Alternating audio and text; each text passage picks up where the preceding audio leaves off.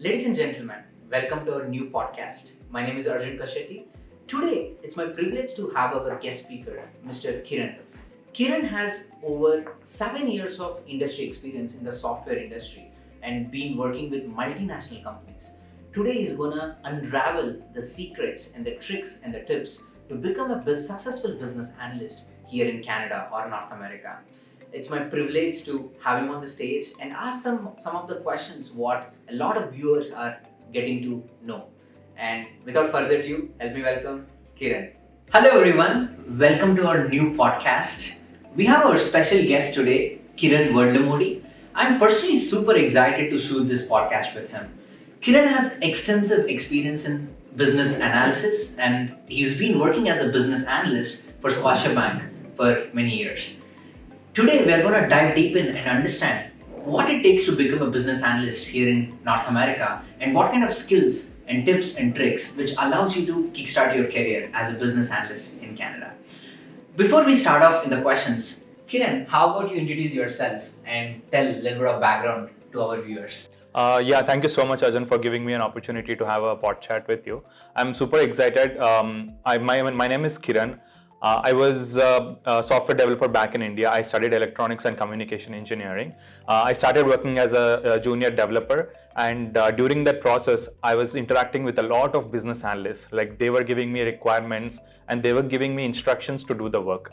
That is when interest for business analysis intrigued in my mind. It just got started, and from there I moved to Canada as an international student. I studied cloud computing and business management here. So those initial hard skills that I've learned from software development and the skills of business analysis that I've learned from my college here in Canada has propelled me to become and get started as a business analyst here in Canada. So I started with working in the IT domain, and then from there I moved to software. I moved into banking. I currently am working with one of the large five banks in Canada. I worked with a financial tech company just before my banking career got started. In between, I also worked for an auto finance industry. So I had an experience in maybe majority of the fields, not into accounting or such, but then majority of the fields I've worked here in Canada. Amazing, Kiran. Scotiabank. Yeah. Big bank. Yeah. You're richer than what you think. That gives me a little pleasure when you talk about it because of everything that has happened. But then it's an amazing culture. It's amazing bank. It's a very great company to work for, Arjun. You're living most of the people's dream, right? Working in downtown in the high-rise building with a Starbucks coffee and an Apple laptop or a ThinkPad? No, I have a ThinkPad. So when I was an international student, I used to look at the big Scotiabank building on Double Four King, and I used to envision myself that one day I want to work for a company like this. I used to see other people coming out of the bank with suits and laptops, and I was like, I know I'm going to be there one day, and that dream actually eventually came true. Amazing, man. It's everybody's dream to work in downtown Toronto, the financial district, right? The people are different. People have different caliber altogether, and it's a different vibe to work in downtown. 100%. Yes, I worked in downtown, but I started working during the COVID time. So majority of my work has been working from home. But whenever I get an opportunity, I personally go and work from office because I want to experience the culture. It's a different environment being in between. Downtown, right? Yeah. You feel like you're living in Canada. Exactly. I don't prefer living there and having a home there, obviously, but then working there, I would definitely love the people, the food, the transportation, everything is amazing. Helps you build your self-image, confidence. 100%. That is exactly where we build as international students, because when we are working as students and having that part-time job and working for basic pay, we don't have that self-image within us. So working in that kind of environment builds our self-image, which is very important, either in your career, wherever you are trying to progress. Self-image and what do you see yourself doing in the next 4 or 5 years, that brings your self-image as well. So that is very important for somebody who is an international student, an immigrant, or somebody who is trying to start their career. Amazing, yeah. Kiran. You are in epitome of a success story of an international student where we have such a bad job market going on. In that you are able to crack it and you're able to establish yourself and build a career for yourself. So that's the reason why you are on this podcast. And today our goal is to help you unravel the business analyst role. Because a lot of people are graduating from IT programs and people are not really sure, should I become a developer? Should I become a business analyst, or should I become a tester, or should I become a project manager? There are a lot of avenues out there, but I somewhere feel that the colleges and universities are not really preparing the students to get their target roles and have the confidence that, you know what, the moment I graduate, this is what I'm looking for. However, if you are a business graduate, you're an IT graduate, doesn't matter. Business analyst role is getting popular. It's been always popular, no questions about it, but it is getting popular more and more and more. Today we are going to dive deep in and get your clarity towards what it takes to become a business analyst and what kind of skills are required, and also to prove whether you can do it or not, and if in case you can do it, how does your future looks like being in a business analyst. Does it sound like a plan, Kiran? 100% for Arjun. I would definitely like to give all the expertise or experience that I have gained, because I've also gone through the similar doubtful stage where if I wanted to get into that industry or not, is it a right career for me or not? Would the skills that I possess or the personality that I possess, would it match the job profile or not? I was also in one of anybody who is viewing in their shoes, right? I was there in their shoes, and I've made certain choices. So I would be happy to share my knowledge. Amazing, Kiran. That's great. Kiran, let's dive deep in, man. 10 years back, anybody who wanted to get into IT industry and who don't have a lot of hard skills or maybe soft skills, they were thinking about becoming a tester. Yep. Right? Tester had a lot of opportunities. People becoming a tester, much easier, 2-3 months course, and they were becoming testers. But now I think the trend is business analyst, if I'm not wrong. Yeah. So why business analyst is so popular right now in North America? That's a very interesting question, Arjun. And being in the industry, I've also seen a lot of more job roles that have been created for a business analyst. And the reason was very simple. 5-6 years ago, or at least let me date it back to just pre-COVID, right? A lot of businesses have been working in a traditional way, and they have not utilized the technology to their fullest. Like for example, we were not doing classes. I mean, you're a professor. Sure. We were not doing classes online in Zoom. There was no Instacart, right? So these kind of technologies have evolved. So whenever there is a new technology, so in business analysis, you have something called as a new system that comes in. Okay. So whenever there is a new system that is coming in, you need somebody's expertise to understand what the old system is. Okay, how is your system performing currently? Sure. And what is the new system? What is the gap in between the old system and the new system? And somebody should be able to validate if we are taking the right approach towards it or not. Okay, like for example, Zoom has been a new system. Sure. We have seen a lot of new payment methodologies, like Square has come in. Oh yeah, We did I not love have Square before. I love Square, right? yes. We also had a lot of like Slack has come in. Sure. A lot of collaboration tools have come in. Like Asana, everything. Monday.com. And you can also see even small vendors have their own websites. Sure. They have their own e-commerce. People can order online, right? So when such and such new technologies have emerged, the need for somebody who can take the requirements from business owner. Like for example, let's say you're a business owner, you're a small business owner. You have a requirement that you want to have your websites on your small website, your products on your website. Now, you come to me and tell, okay, I want this on my website. Now it is my duty to understand your requirements a little more, right? And then it is for me to take those requirements back, ask you right questions, like what are you exactly looking for, and give you some alternative solution if whatever you're looking for might not be a right fit, right? And then I'll take your requirements, go back to the developers and then give them task, right? And make sure what you're envisioning in your mind is the right product that they are developing. So when these kind of technologies have emerged in the market, the role for business analyst has grown, right? And also, Arjun, you might have observed, and other people also might have observed that there was a lot of layoffs that were happening. Right. So in my own past roles, our team has shrunken from maybe a size of 10 to maybe a size of 5. Wow. When that happens, half of it happens. Half the team is gone. So when that happens, Arjun, the work cannot slow down, right? Like you used to have a scrum master before, you used to have somebody called agile lead before, a business analyst, a project manager, and a tester. Now when they take out all of them, the work can't stop. So now a new role called a business analyst came in who can do all the works. He can do testing, he can do scrum calls, he can do backlog management, everything.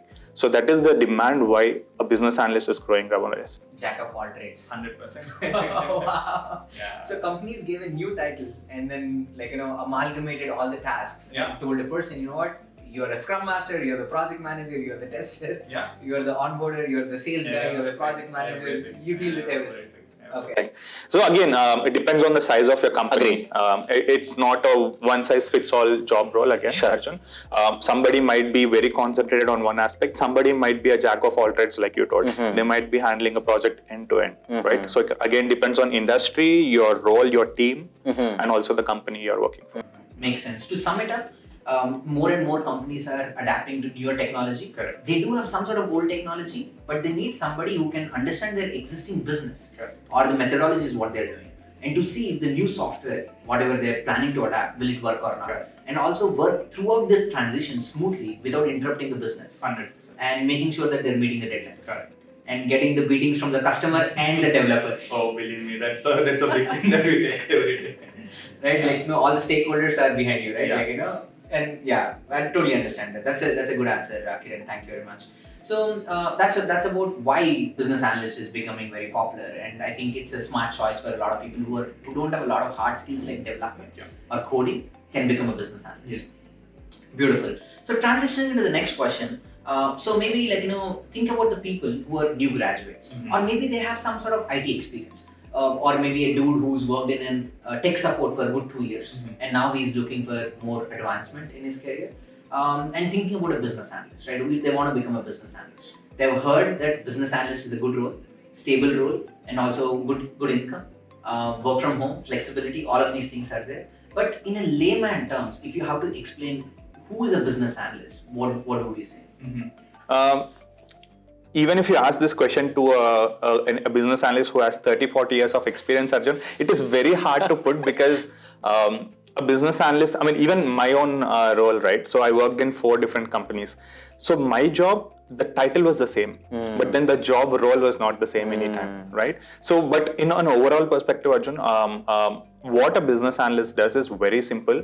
He acts as a bridge in between the business side of stakeholders versus the software development or the technical side of the stakeholders. Now, what do we do is the business will come to us and ask for a new solution, or they will give us a requirement that they want some new system to be coming into picture, or there might be situations where a system is already existing, but that might be obsolete. They want a new system in place, or they want some minor changes in the system, right? Or there might be certain times where a system does not want to be there anymore, so they have to lift and replace with a new system.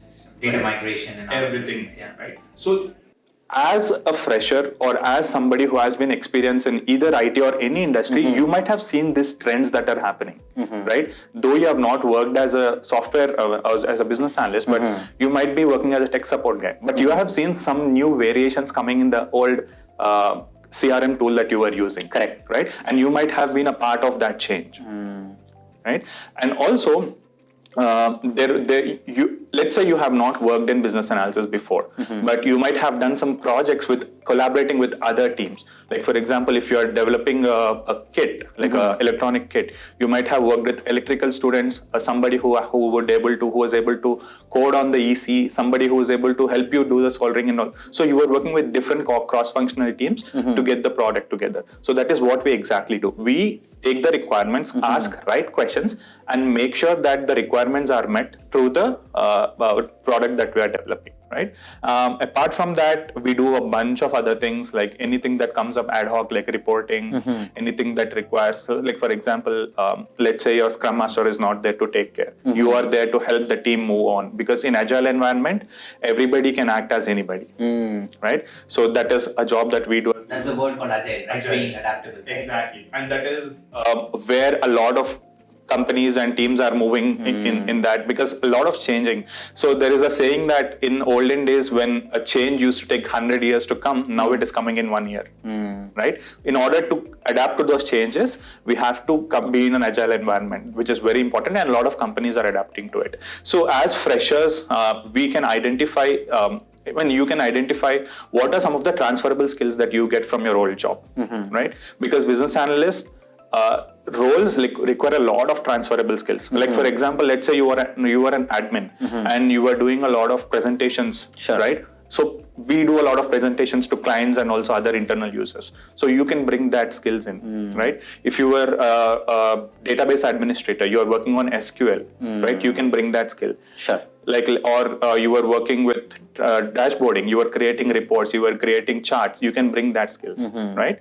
And also there are again a lot of tools available. There is a crash course in University of Toronto, maybe for 2 weeks, not a lot, which can help you get started into business analysis. Okay. So if you're a fresher, you can go through these tools, techniques. If you're an experienced person, you can identify what transferable skills you can bring from your old role to becoming a business analyst. Lovely. That's awesome. So you're working for Scotiabank right now. Yeah. So what kind of what kind of projects are you working on right now? I'm not getting into too much of detail. Yeah. High level. 100% Arjun. So that's a very good question. So when we are working for a big bank, we have I'll give you an analogy between the small company that I work for versus a big company. So when I was working in a smaller startup company, Arjun, I was working on the end-to-end of the project. Sure. Right? But when we are coming to bank or some of the big corporations, our work or our project is very concentrated. Right? Like for example, currently you guys might have logged into the website of Scotiabank, right? You might be using the Scotiabank application. So those are two areas where I'm currently working in.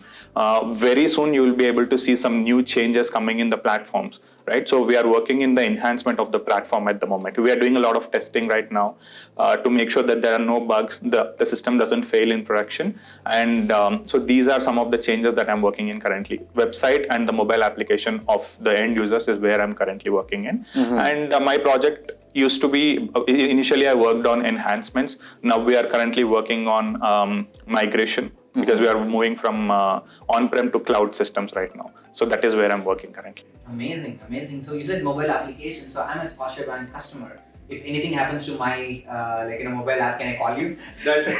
Arjun, believe me or not, that has happened. Even if you call me, I will only ask you to call the customer service department because I cannot do much. Because again, if you try to understand, there's a whole team, a big team coming behind it. So that is. But I know, like if a mobile application is crashing, you're actually putting in extra work because no more long weekend, no more vacation. You're actually on. So there are two feelings. If it's crashing, you're frustrated. I'm nervous. Exactly, right. I'm frustrated and you're nervous, right? Because I'm frustrated about my banking service. You're nervous about your job. Exactly. Good, Kiran. Kiran, I'm just loving this conversation, man. Like, and I'm learning a lot because I'm a business graduate. I've never worked as a business analyst. I've done a lot of work in the supply chain industry, but I'm personally learning a lot. So now tell me, do you think to become a business analyst, somebody should have an engineering degree in the software industry? Or it is a myth that you don't have to have an engineering degree and you can have any sort of degree, like maybe a BBA or a BCom, and then still become a business analyst. What's your thoughts on that? A very good question, Arjun, and I think that is a big question that happens in everybody out there in the market. They might think that, and you know what, that is in fact one of the reasons why the demand for business analysis is growing higher, and you have a lot of people in the job market, is because you do not need a background in either IT or into engineering to become a business analyst, right? In fact, I've seen a lot of people who were into psychology, people who are into accounting become business analysts because they are working, and in order to become a good business analyst, Arjun, you need to have a good understanding about the domain system knowledge, right? Even if you are a tech support guy without a engineering degree, but if you are able to understand the systems and how they are working, you can bring those skills to become a business analyst, right? Long story short, Arjun, you do not need it might be a requirement in some job scenarios, but then you do not. It might be an advantage for sure because you understand how the coding works, how testing works. Exactly. And what it takes to do a development so that you're not pressing the wrong buttons of your. That's 100% right. Yeah.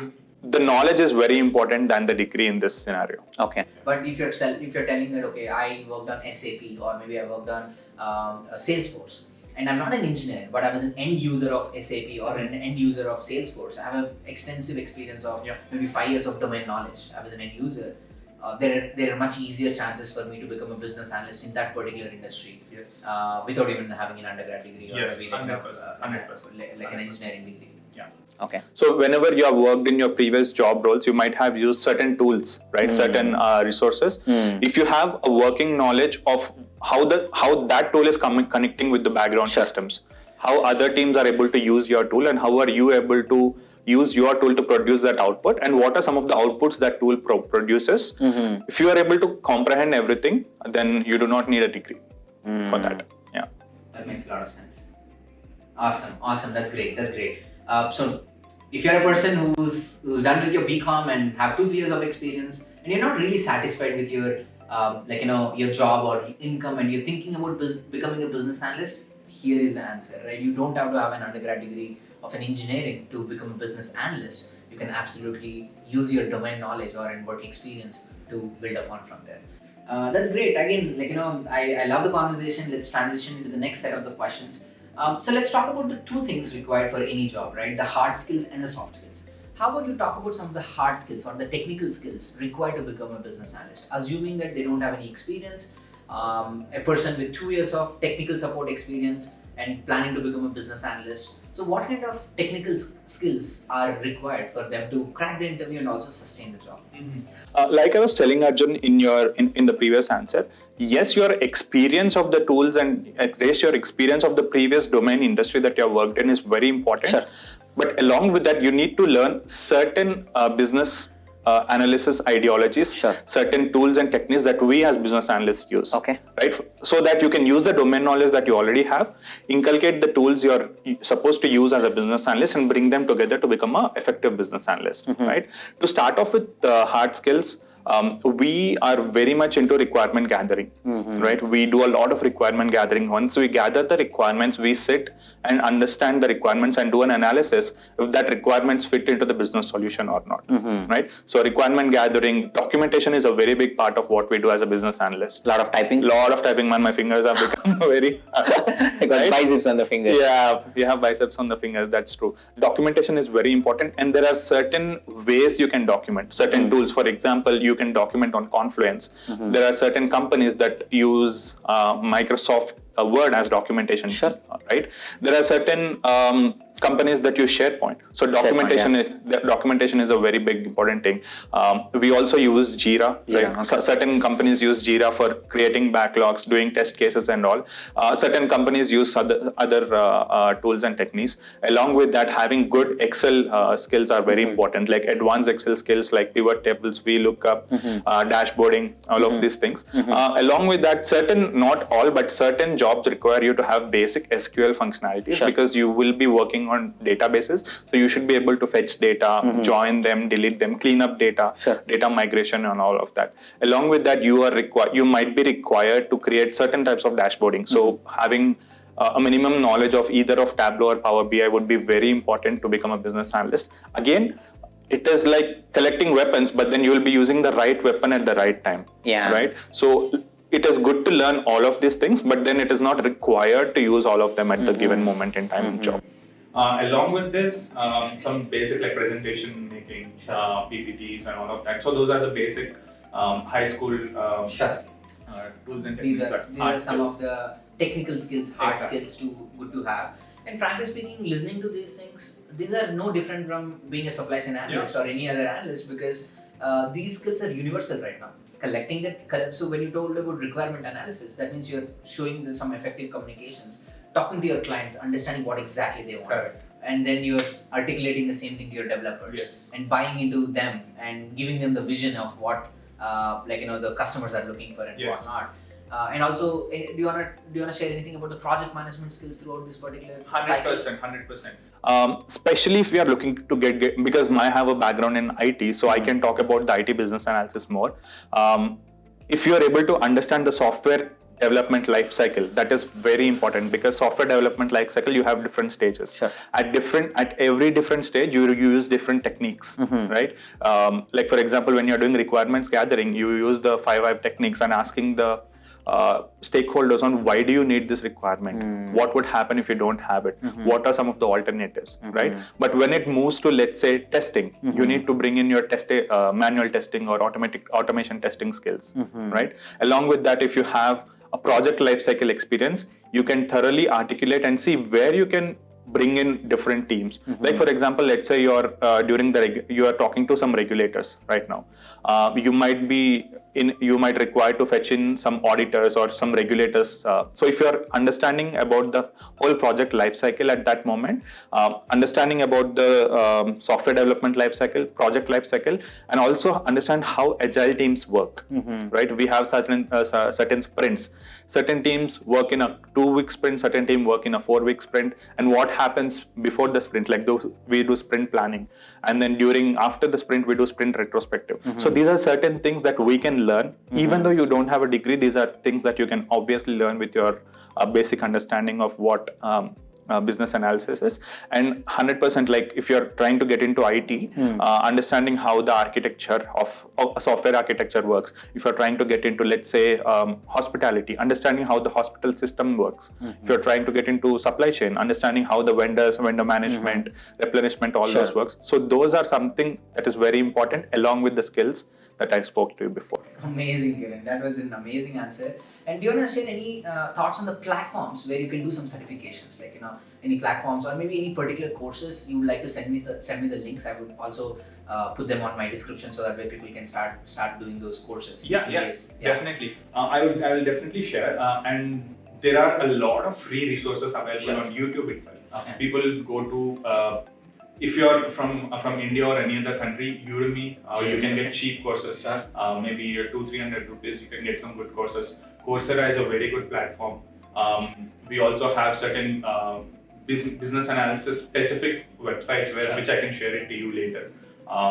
There is a lot of resource and information on LinkedIn Learning. Okay. So people who have LinkedIn Premium, they can get to it, learn a lot about it, and we also are part of certain business analysis groups in LinkedIn and other platforms. So a lot of information is shared in those platforms as well. Okay. So along with learning on the websites and all, maybe being a part of such groups would be very helpful to you, because they do a lot of webinars, seminars, helping people understand what exactly is the day-to-day work of a business analyst. Right? That is when you can make an educated guess if this is the right platform for you or not. Makes sense. That's a good one, Kiran. Thank you. So, Kiran, that was an amazing answer for your hard skills and soft skills, and I'm pretty sure that people are going to learn those skills. Yeah. And also, it's an on-the-job training, right? You can't go 100% ready for this job, and maybe you are 50-60% ready, and then you learn the rest in the job itself. So, if you know a business analyst and you have a good relationship with them, see what they do at the job, and maybe look at their work for 1 or 2 weeks and see whether you wanna learn that. And if it interests you, and then take a decision rather than just jumping into it and then figuring out, it's not for me. So, tip of the day, this is done with your podcast. Find a person who's working, build a relationship, and see if you can shadow them. Obviously, you can't go to their office, but if you're if they're working from home, you can shadow them. Don't steal the data, but just shadow them to see what kind of work they do, and in case it helps you to move forward. Yeah, that's awesome. So let's move to the next question, Kiran. What industries are hiring the business analysts right now the most? Yeah, it's a very good question, Arjun. So if you see, majority of the industries are trying to get into online space. Like, it is very difficult for somebody who can imagine of any industry or any company who do not have an online presence.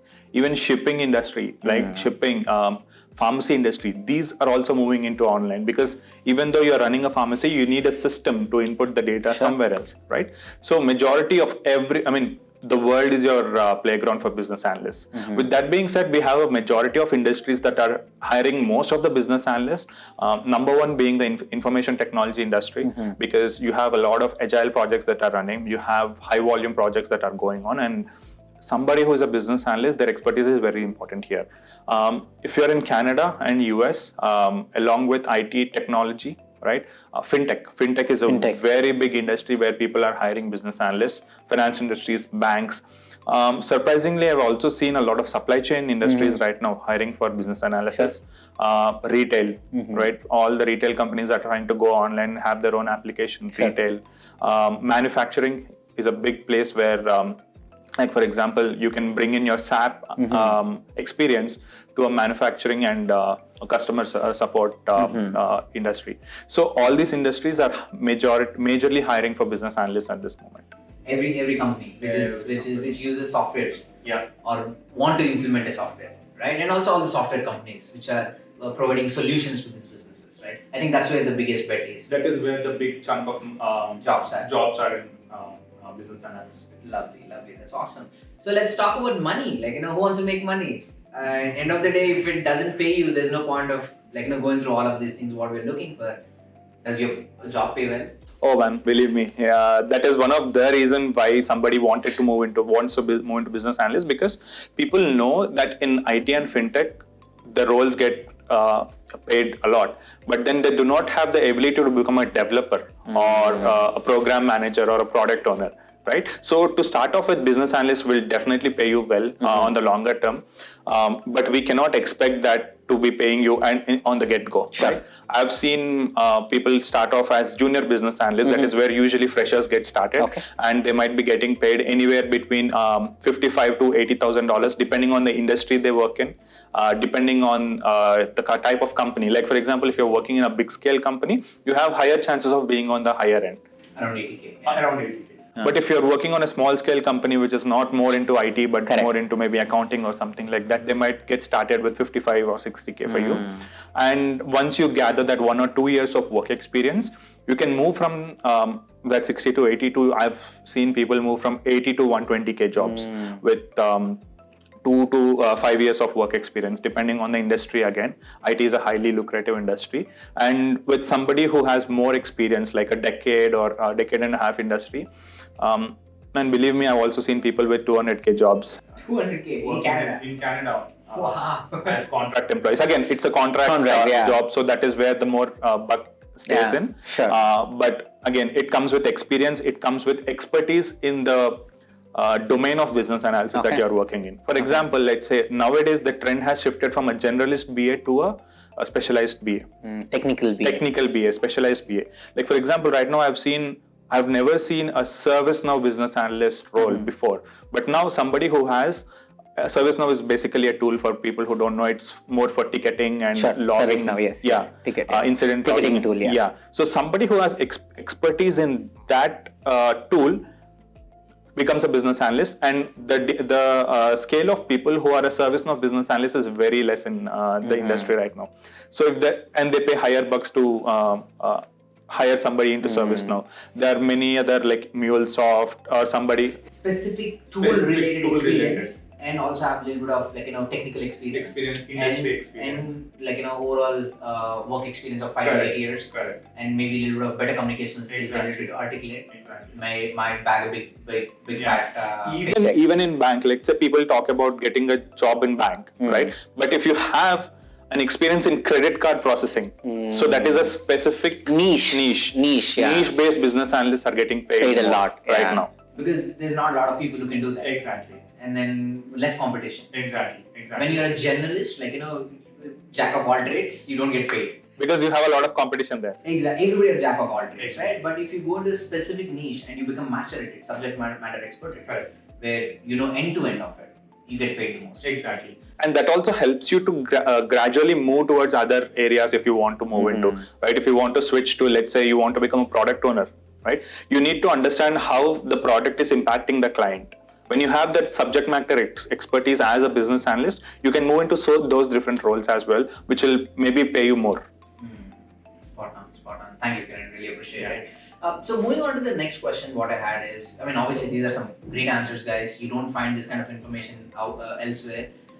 We are bringing in some industry leaders, and they're absolutely pouring in their heart, sharing everything what they know, sharing everything what they have learned from past 10 years for free, literally for free, right? So that's why don't take it for granted. AI. Oh my God, the moment I hear the word AI, it scares the heck out of me. Obviously, everybody mentions about it. Either you adapt to it, you win, and you reject it and rebel, and you're going to be lost in the crowds, right? You can't make money without using AI going forward. So now you tell me, so how do you see AI as a business analyst? Do you think it's a threat for your job, or is it helping your job, or do you think more and more jobs are going to get created because of AI, or less jobs are going to be, or maybe people are going to lose jobs because of AI in the business analyst? So I've seen the trend of AI coming into our industry as well, and unlike other industries where people were fearing that AI might take their jobs away or it might replace your jobs, the advantage of being in a business analysis industry is that even to implement an artificial intelligence, it's a system. So there is somebody is there to understand how the system works, and they have to tell the developers on how this system has to work. Okay. Right. Along with that, Arjun, surprisingly, AI has helped us a lot. Sure. Right. Agreed. For example, as a business analyst, let's say you're on a half an hour call with your stakeholders. There might be a lot of input of data, input of information coming in, and you need to document all of them. Right now, right? Yeah. And listening and typing and comprehending is very hard. Very hard. That is where a task. I'm not getting the mind. There's something called Phantom AI in Zoom. I use it too for my Zoom It meetings. does. It records the meeting and it writes down all the notes. Correct. And it gives me the summary of it. So that is where AI is helping us, right? We have used, people like us have used ChatGPT for framing the skeleton of our documentation, right? Previously, we had to write down everything, but then we type in, we need a BRD, this is the requirement, this is the project, and then it has given us the skeleton of it. So we were able to input our own information there, and we were able to use it, right? And like, let's say you're trying to dashboard something and you're stuck at maybe writing a code for something, right? Just give that command to ChatGPT or other AI tools, and then it gives you answers. So AI, you're using AI for your advantage, helping you save the time, a lot of headache, does well-structured job than us. 100%. No grammatical mistakes in the summaries. Yeah. I remember I used to send it to my fellow business analysts to do a thorough second eye review of it, spot check. Okay. But that is not needed anymore with artificial intelligence coming in. And a lot of companies are implementing artificial intelligence. Like, for example, previously, let's say you need to call to customer service agent to get a resolution. Now you can simply go on their website. There is a chat bot that comes in. Just type it down and it gives you answers. Right? Yeah. In order to implement that chatbot, a business analyst with AI experience is sitting there behind and giving the instructions to developers on how this chatbot has to give you answers. Right? So what I'm trying to tell is, even though there is AI or something that is coming after that, we as business analysts, somebody has to be there to implement it. Exactly. So that is where I feel my job is secure. Okay. We never know. We never know what AI can do. I've seen people with artificial hearts, man. When something can replace a human heart, then nothing is impossible to mankind. Yeah. To sum it up, it's good to adapt to the AI rather than rebelling it. And we don't know what's going to happen with our jobs, but at least can you enhance your existing work. Instead of putting 10-12 hours on a daily basis, and use AI and reduce half the work and think strategically rather than thinking execution-wise. Yeah. People have, they were resistant to AI, but then managers itself are they're recommending us to AI, use AI to make us more productive. Agreed.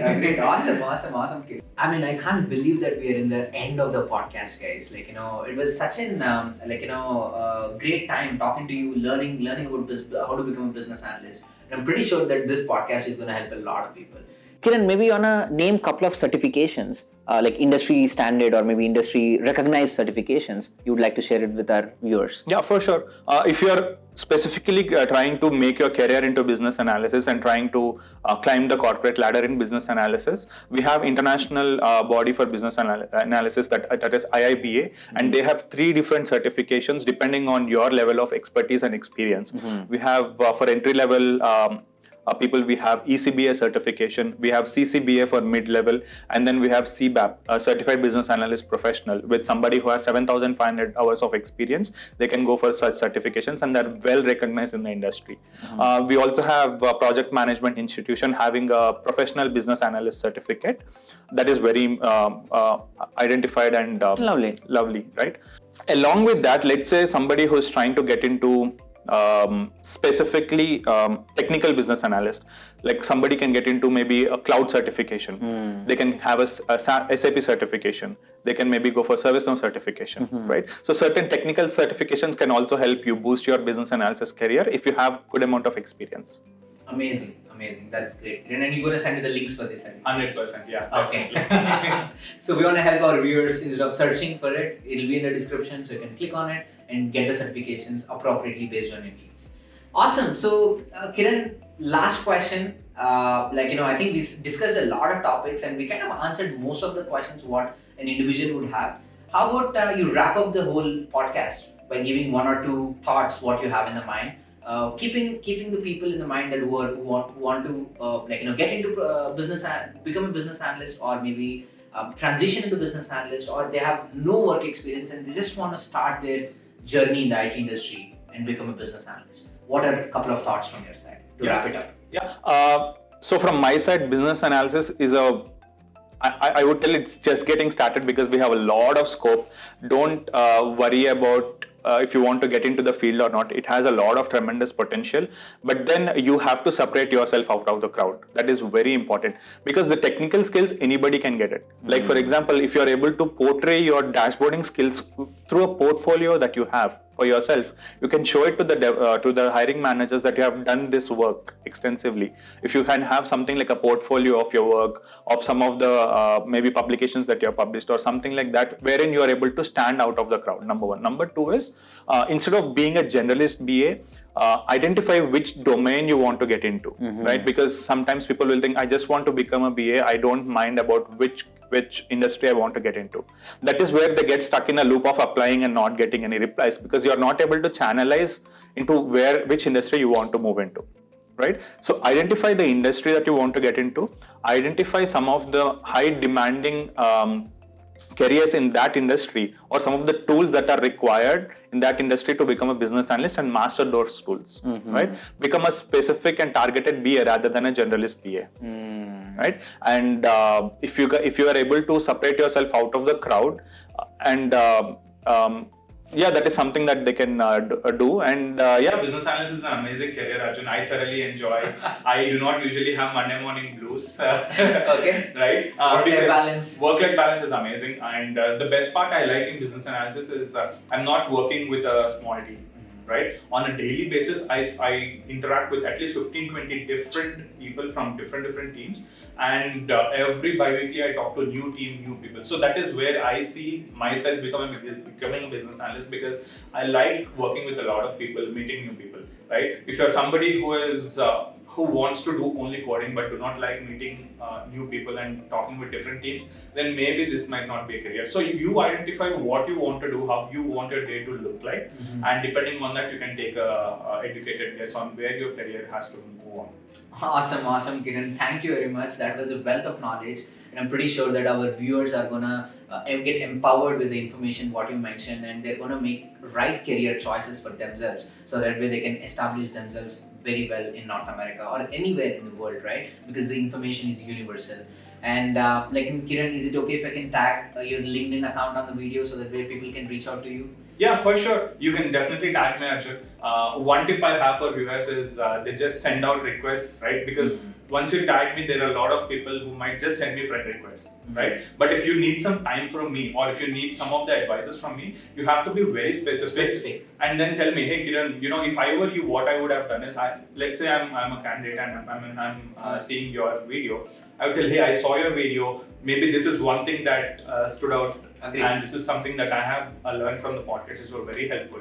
Do you mind if I can get on a quick coffee chat with yours? I would definitely be able to. I'm happy that you are appreciating the knowledge that I'm giving back to you guys. Right? Awesome. So you can tag me on LinkedIn and definitely be able to help in whatever way, shape or form I can. Absolutely, Kiran. Specific questions gives you specific answers or specific results. Ladies and gentlemen, that sums up our today's podcast. I hope you guys enjoyed listening to it, and I hope you guys would keep coming to my channel. Please subscribe to Fellow International Student, share as well as comment your thoughts and press the bell icon, right? So that we get the notification. And please share this with your friends and family who are in need of career change or career progression. With that, we are done. Signing off.